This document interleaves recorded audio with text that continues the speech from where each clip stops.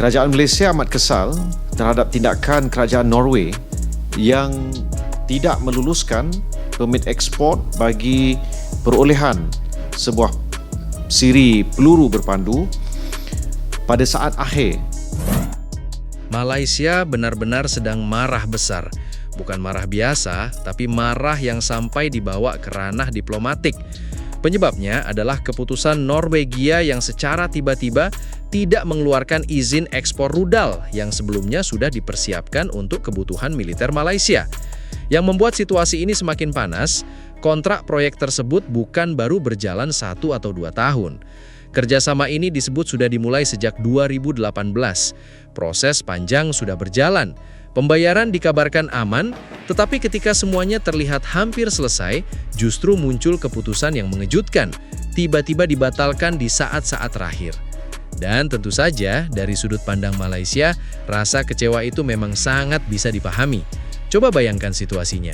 Ketika sebuah negara sedang menjalankan program modernisasi militer, lalu proyek besar yang sudah dipersiapkan bertahun-tahun mendadak terganggu, apalagi menyangkut sistem persenjataan utama. Tentu dampaknya bukan sekedar soal barang yang telat datang. Ini menyangkut keamanan nasional, citra pemerintah, kesiapan pertahanan, sampai gengsi negara. Apalagi proyek ini dikaitkan dengan kapal tempur Maharaja Lela yang selama ini memang sudah cukup sering menjadi sorotan publik. Proyek kapal tersebut diketahui mengalami berbagai penundaan yang berlangsung sangat lama. Jadi ketika rudalnya juga bermasalah, tekanan politik di dalam negeri Malaysia otomatis semakin besar. Bayangkan saja jika sebuah kapal perang yang sudah ditunggu bertahun-tahun akhirnya selesai, tetapi persenjataan utamanya justru belum terpasang. Tentu situasi seperti itu akan sangat memalukan. Yang membuat Malaysia semakin kesal adalah keputusan ini bukan sekedar urusan perusahaan. Jika hanya perusahaan yang membatalkan kerjasama, mungkin situasinya masih bisa dinegosiasikan secara bisnis. Namun kali ini, yang muncul justru persoalan izin dari pemerintah Norwegia sendiri. Artinya masalah ini bukan lagi sekedar urusan transaksi dagang biasa. Ini sudah masuk ke wilayah politik, strategi negara, dan kebijakan pertahanan.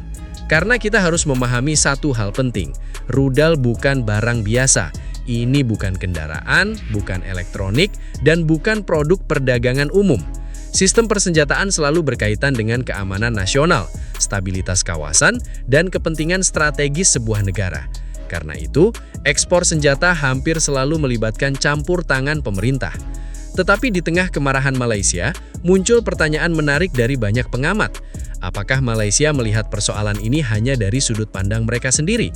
Apakah mereka juga mencoba melihat alasan dari sisi Norwegia? Karena kalau dipikir-pikir, rasanya agak sulit membayangkan Norwegia tiba-tiba bangun tidur lalu berkata, "Baiklah, hari ini kita batalkan saja pengiriman rudalnya." Negara seperti Norwegia tentu memiliki proses yang panjang sebelum mengambil keputusan seperti ini. Biasanya ada evaluasi teknis, ada kajian keamanan, ada izin ekspor pertahanan, ada pertimbangan geopolitik, ada resiko bisnis, dan ada penilaian strategis jangka panjang. Semua itu biasanya diperhitungkan secara serius. Dan disinilah perhatian mulai mengarah pada proyek kapal Maharaja Lela itu sendiri. Karena proyek ini bukan proyek yang baru berjalan kemarin sore. Kapal tersebut diketahui mengalami penundaan bertahun-tahun. Bahkan publik juga sering menjadi pertanyaan, mengapa proyek sebesar itu bisa berjalan sangat lama? Nah, sekarang coba kita lihat dari sisi perusahaan pertahanan maupun pemerintah Norwegia. Dalam dunia industri pertahanan, waktu adalah sesuatu yang sangat penting. Semakin lama proyek tertunda, semakin banyak persoalan yang muncul. Biaya penyimpanan meningkat, biaya perawatan bertambah, sistem harus terus diperbaharui, teknologi berubah, dan yang paling penting, barang yang disiapkan bisa saja jadi tidak lagi relevan. Kita perlu ingat bahwa teknologi militer berkembang sangat cepat.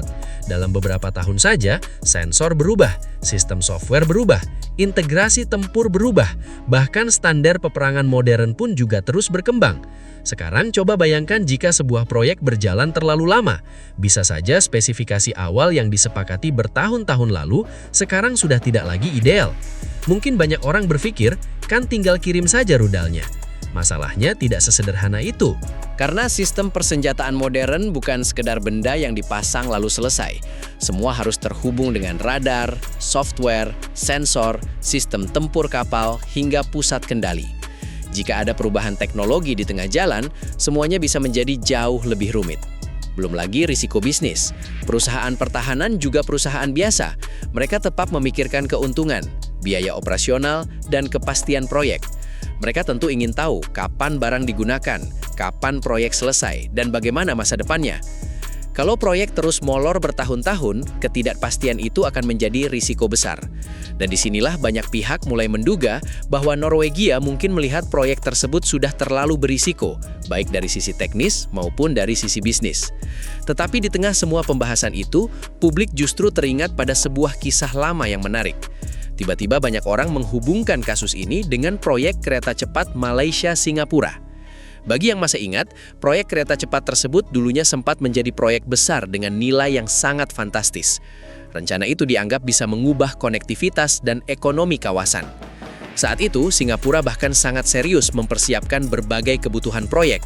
Pembahasan sudah berjalan, rencana sudah disusun, dan harapan besar sudah dibangun. Tetapi kemudian muncul keputusan yang mengejutkan. Malaysia memutuskan menghentikan proyek tersebut. Dan tentu saja Singapura juga kecewa, karena pada akhirnya pembatalan proyek besar selalu meninggalkan dampak.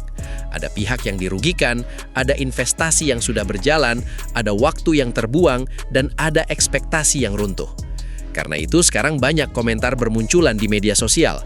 Ada yang berkata, sekarang Malaysia tahu rasanya dibatalkan di tengah jalan. Ada juga yang mengatakan, dulu membatalkan, sekarang dibatalkan. Memang terdengar satir, tetapi di balik candaan itu ada pelajaran yang cukup menarik. Dalam hubungan internasional, kepentingan nasional selalu berada di posisi paling atas. Hari ini sebuah negara bisa menjadi mitra dekat, besok situasinya bisa berubah. Hari ini proyek terlihat aman, besok kebijakan bisa berubah total. Karena pada akhirnya, negara tidak berjalan dengan perasaan, negara berjalan dengan perhitungan. Dan kasus Malaysia versus Norwegia ini mungkin bukan semata-mata soal rudal yang batal dikirim. Ini lebih besar dari itu. Ini soal kepercayaan, ini soal bisnis pertahanan, ini soal proyek yang terlalu lama berjalan, ini soal politik, dan ini juga soal kepentingan nasional. Karena semakin lama sebuah proyek tertunda, semakin besar efek dominonya. Biaya membengkak, risiko meningkat, kepercayaan menurun, dan pada titik tertentu, pihak lain bisa mulai mempertanyakan apakah proyek itu masih layak diteruskan atau tidak. Lalu sekarang pertanyaannya, siapa sebenarnya yang salah? Apakah Norwegia memang tidak profesional karena membatalkan di saat-saat terakhir, atau justru Malaysia yang terlalu melihat persoalan ini hanya dari satu sisi? Karena dalam dunia internasional, ada satu kalimat yang sering terdengar sederhana, tetapi kenyataannya sangat keras. Tidak ada teman abadi, yang ada hanyalah kepentingan abadi.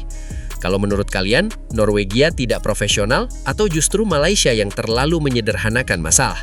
Tulis pendapat kalian di kolom komentar. Jangan lupa like, subscribe, dan sampai ketemu di video berikutnya.